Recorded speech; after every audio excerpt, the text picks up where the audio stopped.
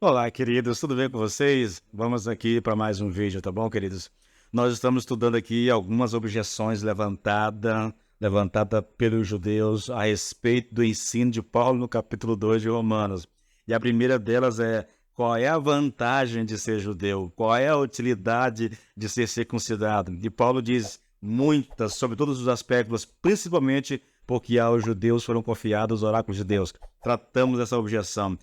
Levantar essa objeção, respondida ela, aí vem uma segunda objeção. E então, se alguns não creram, será que a incredulidade deles anulará a fidelidade de Deus? E a resposta é: de modo nenhum. Seja Deus verdadeiro e todo ser humano mentiroso, como está escrito, para serem justificados nas tuas palavras e venhas a vencer quando fores julgado. Ao ouvir isso, querido, esse oponente ou esse judeu que está ouvindo a leitura da carta, tá, esse oponente virtual aqui, ao ouvir essas palavras de Paulo, a resposta é imediata, tá bom? A réplica vem imediata. Quer dizer que o nosso pecado evidencia e engrandece a justiça de Deus?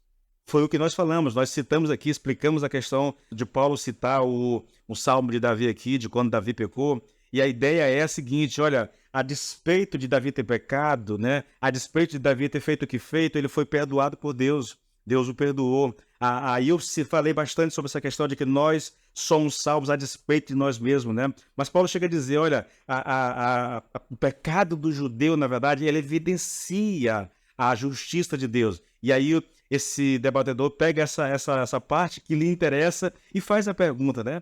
Olha a pergunta: mas se a nossa injustiça evidencia a justiça de Deus, que diremos? Seria Deus injusto por aplicar a sua ira? Fala em termos humanos. Percebe? Quer dizer que o nosso pecado evidencia e engrandece a justiça de Deus? É isso? Olha que pergunta, querido. Vamos ler esse texto numa outra tradução, um pouquinho mais contemporânea. Mas se as injustiças que cometemos servem para ressaltar ainda mais claramente a justiça de Deus, o que é que podemos dizer? Que Deus é injusto quando nos castiga? Esta é a maneira de algumas pessoas falarem. Você percebe o que está sendo dito aqui? A questão é: quanto mais nós pecamos, mais luz é lançada sobre a justiça de Deus. Quanto mais nós erramos, mais a justiça de Deus aparece, cobrindo o nosso erro, nos perdoando, nos purificando. Bom, se a nossa injustiça, se os nossos pecados estão promovendo a justiça de Deus, não seria ele injusto quando nos castiga? Ele está me castigando porque eu pequei. Mas o meu pecado está promovendo a justiça, está exaltando a justiça de Deus. Então não há injustiça em Deus? Essa é a questão, querido. Essa é a terceira objeção levantada por esse oponente virtual. Alguém chegou a dizer que aqui Paulo está falando dele mesmo, que esse oponente aqui é o próprio Paulo antes da sua conversão. Não é de se duvidar, tá bom? Não é de se duvidar que Paulo seja... Paulo, ele está escrevendo, mas ele lembra quem ele foi.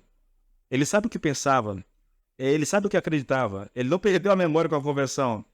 Então ele vai escrevendo e, como um bom judeu que era, como um bom mestre da lei, ele conhece todas as objeções que poderiam ser feitas àquilo que está escrevendo.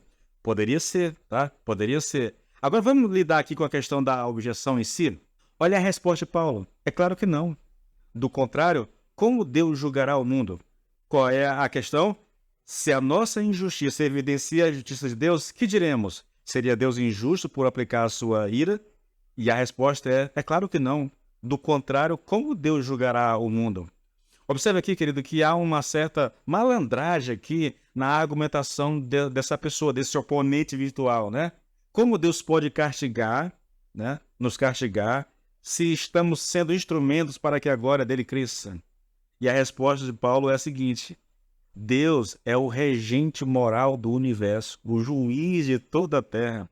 Como é que ele poderia exercer essa função de juiz de toda a terra, que é inseparável da sua divindade, se não exigisse retribuição pelo pecado? Como Deus pode governar o mundo moralmente se ele não castiga o pecador? É essa a questão que está sendo levantada. Paulo sabia que o judeu cria no juízo final, que haveria um dia em que Deus puniria o pecado, mas não imaginava que eles próprios, os judeus, seriam julgados. Na concepção judaica, apenas os gentios é que seriam julgados nesse dia de juízo, né? Logo aqui, ao sustentar a ideia de que Deus seria injusto ao castigá-lo por seus pecados, porque os pecados deles estavam contribuindo para promover a glória de Deus, eles deram um tiro no próprio pé. Pois se fosse assim, como ficaria a doutrina do juízo final? Vocês entenderam isso aqui? Seria Deus injusto por me castigar? Já que o meu pecado está promovendo a glória de Deus, a justiça de Deus? Paulo está dizendo, se ele não pode castigar vocês, como é que ele pode ser o regente moral? Como é que ele pode ser o juiz de toda a terra? Mas vai um pouquinho além, querido. Veja, se o pecado promove a glória de Deus, por que só os pecados dos gentios deveriam ser castigados? Sendo assim, de acordo com o argumento de vocês, diria Paulo, não haverá nenhum juiz de Deus sobre ninguém. Os judeus, queridos, tinham uma concepção de mundo muito limitada. Eles se viam como um único povo especial e todas as demais pessoas de todas as nações eram consideradas gentílicas.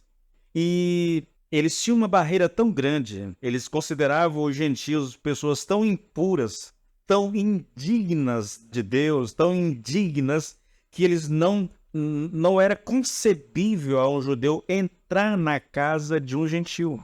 Os judeus, na sua cegueira, tentando se justificar dos seus pecados, justificar os seus pecados, eles dão um tiro no pé. Porque eles dizem assim, Paulo, a nossa justiça está evidenciando, o nosso pecado está evidenciando a justiça de Deus. Se nós estamos fazendo isso, se o nosso pecado está contribuindo, Paulo, para que Deus seja glorificado, para que a sua justiça seja exaltada, então não seria injusto Deus nos castigar? E a resposta de Paulo é não, de forma alguma, né?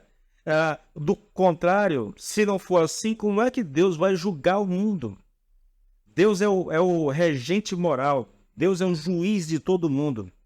Um dia todos prestarão conta diante dele. Mas, de acordo com a ideia de vocês, o pecado de vocês beneficia a justiça de Deus. Mas o pecado dos gentios, isso não. Isso tem que ser punido. Isso tem que ser castigado. Eles entram em contradição, querido. De acordo com a ideia que eles estão levantando, não haveria juízo de Deus sobre ninguém. Porque se o pecado como um todo ele serve para promover a glória de Deus, e por causa disso Deus não pode castigar as pessoas porque ele seria injusto, então não haveria juízo sobre a vida de ninguém. É claro que essa é uma doutrina completamente equivocada. É claro que isso aqui é se perder na argumentação, tá? É você se perder naquilo que está falando, é você extravasar tanto no seu argumento que você se atrapalha todinho. Foi o que eles fizeram aqui. O pecado vai ser castigado, sim, senhor. Nós não podemos fugir disso. Esse é o ensino da Bíblia. O salário do pecado é a morte, querido. É a morte. Onde o pecado chega, a morte chega junto. E haverá castigo, e haverá juízo. Haverá um dia em que Deus reunirá toda a humanidade, os mortos, os vivos, e todos estarão diante de Deus no seu juízo e vão prestar contas ao Senhor nesse dia, porque o pecado não vai passar impune. Esse é o ensino de toda a Bíblia. E se Deus não julga o pecado de um, ele não pode julgar o pecado de outro. Foi nisso que os judeus se perderam. Eu imagino, querido, que às vezes a gente, na nossa soberba, no nosso orgulho, nós nos perdemos em relação à vida cristã, ao ensino da Bíblia, justificando os nossos pecados, porque aqui a questão é a tentativa de justificar os seus próprios pecados. É essa a questão. E muitas vezes nós nos perdemos nisso, achando motivos para justificar os nossos pecados. Eu te digo só uma coisa, querido, nós não podemos justificar os nossos pecados. Só Jesus pode perdoar pecados. E se você não tem a Cristo como seu Senhor e seu Salvador, teus pecados não serão perdoados. E você terá que prestar contas diante do Senhor de todos os seus pecados. Quem tem Cristo tem os seus pecados perdoados. Essa é a mensagem. Deus te abençoe e até a próxima.